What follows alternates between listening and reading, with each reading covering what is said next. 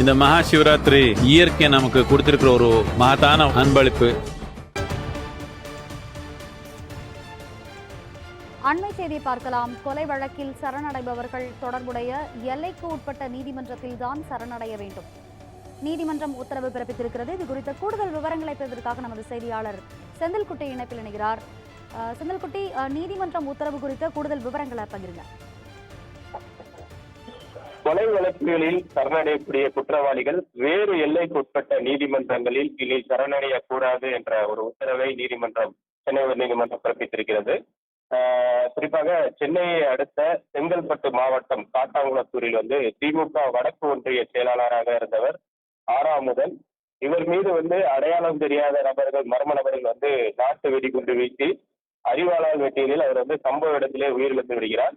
இந்த கொலை வழக்கில் தொடர்புடைய 5 பேர் செங்கல்பட்டு மாவட்டத்தில் நடந்த சம்பவத்திற்கு ஈரோடு மாவட்டம் சத்தியமங்கலத்தில் உள்ள நீதிமன்றத்தில் சரணடைகிறார்கள்.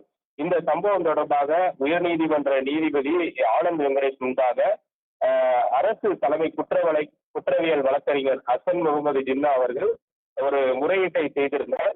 அதில் கொலை வழக்கில் சேரப்படும் குற்றவாளிகள் சம்பந்தப்பட்ட நீதிமன்றத்தில் தான், அதாவது அந்த கொலை சம்பவம் நடந்த எல்லைக்குட்பட்ட அந்த நீதிமன்றங்களில் தான் சரணடைய வேண்டும், வேறு நீதிமன்றங்களில் சரணடைய கூடாது என்ற ஒரு உத்தரவை பிறப்பிக்க வேண்டும் என்று ஒரு கோரிக்கை வைத்தார்.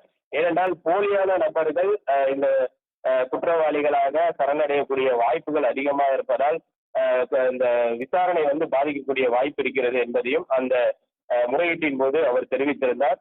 இந்த வழக்கை விசாரித்த நீதிபதி ஆனந்த் வெங்கடேஷ் தொடர்பாக உரிய வழிகாட்டு நெறிமுறைகளை கொண்டு வருவதாக ஏற்கனவே தெரிவித்திருந்தார். இதற்கு முன்பான அந்த விசாரணையின் போது தெரிவித்திருந்தார். இந்த நிலையில் இந்த வழக்கு இன்று மீண்டும் விசாரணைக்கு வந்தது. அப்போது இந்த வழக்கில் சென்னை உயர்நீதிமன்ற வழக்கறிஞர்கள் சங்க தலைவராக இருக்கக்கூடிய மோகனகிருஷ்ணன் அவர்கள் இது போன்ற ஒரு உத்தரவை பிறப்பிக்க கூடாது என்ற ஒரு எதிர்ப்பையும் தெரிவித்தார். இந்த நிலையில் சென்னை உயர்நீதிமன்ற நீதிபதி ஆனந்த் வெங்கடேஷ் இது போன்ற கொலை வழக்குகளில் மட்டும் சரணடைபவர்களுக்கு என்று சில வழிகாட்டு நெறிமுறைகளை வகுத்து அதை அனைத்து தமிழ்நாட்டில் இருக்கக்கூடிய அனைத்து நீதிமன்றங்களும் பின்பற்ற வேண்டும் என்ற ஒரு உத்தரவை பிறப்பித்திருக்கிறார்.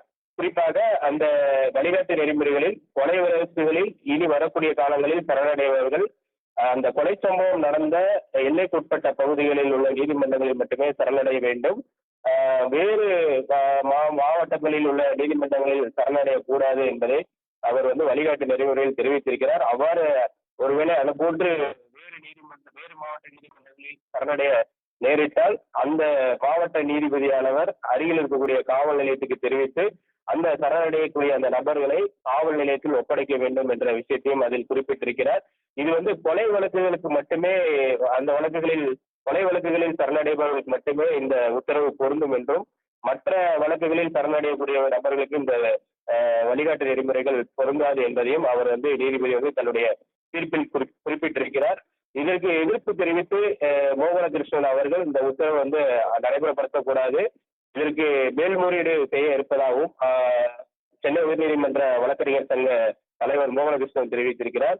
அதில் முக்கியமா அவர் குறிப்பிட்டிருக்கக்கூடிய விஷயம், இது போன்று ஒரு மாவட்டத்தில் நடைபெறக்கூடிய கொலை சம்பவங்களுக்கு அந்த மாவட்டத்தில் உள்ள நீதிமன்றங்களில் ஆஜராகும் போது நீதிமன்ற வளாகத்துக்குள்ளேயே பதட்டமான சூழ்நிலைகள் ஏற்பட வாய்ப்பு இருக்கும், சரணடைபவர்களுக்கு பாதுகாப்பு இல்லாத ஒரு சூழ்நிலை ஏற்படும், மேலும் பிரச்சனையை அதிகரிக்கக்கூடிய சூழ்நிலை ஏற்படும் என்பதையும் அவர் அந்த முறையீட்டில் தெரிவித்திருக்கிறார். ஆனாலும் நீதிபதி அதை பதிவு செய்யவில்லை. இதன் காரணமாக அவர் மேல்முறையீடு செல்ல இருப்பதாகவும் தெரிவித்திருக்கிறார். விவரங்களை விரிவாக வழங்கியமைக்கு நன்றி செந்தில்குட்டி.